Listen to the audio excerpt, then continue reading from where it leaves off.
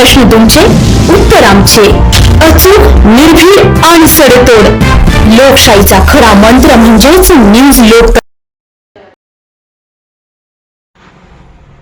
सध्या येवले शहरासह तालुक्यात सुरू असलेल्या अवैध धंद्यांची चर्चा जोरात सुरू असून तालुक्याच्या पूर्व भागात असलेल्या राजकीय पुढारलेल्या आणि आर्थिकदृष्ट्या प्रगतशील असलेल्या अंदरसूल गावात मात्र मटका, जुगार आणि अवैध दारू व्यवसायाने कळस गाठल्याचे बोलले जाते.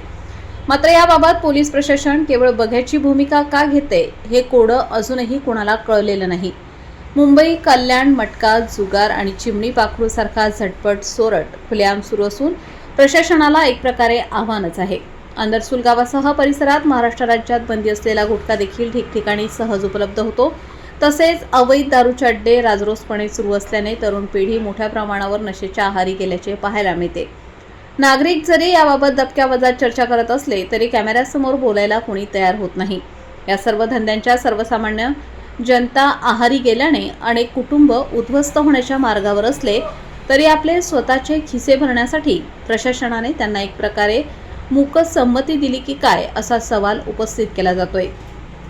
आता पोलीस प्रशासन काय कारवाई करतं हे पाहणे महत्त्वाचे ठरणार आहे. आज गरज आहे अवैध व्यवसाय करणाऱ्या ठगांच्या मुसक्या आवळण्याची, अन्यथा पिढी बर्बाद झाल्याशिवाय राहणार नाही हे निश्चित. न्यूज लोकतंत्र 18 ब्युरो, अंदरसूल, येवला.